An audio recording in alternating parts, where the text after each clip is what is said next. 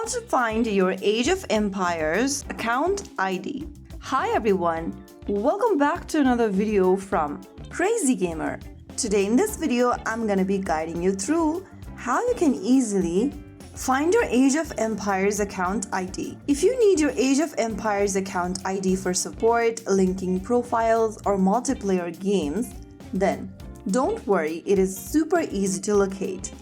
First of all, launch open your Age of Empires game on your device. Once you are inside, go to the top left corner and tap on your profile avatar. Once you're inside this Governor's Info section, you need to tap on the Governor account option on the right corner. Click on the little copy button right next to it, and your user ID or your account ID will be copied in your device's clipboard. You can now go ahead and paste it somewhere else safe or write it down. You may need it for support tickets, multiplayer invitation, or account recovery. So there you know how you can find your Age of Empires account ID quickly and safely.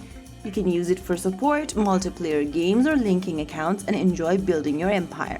If you found the video helpful, don't forget to like, share, and subscribe to our channel. I will be back again in the next video. Stay tuned till then.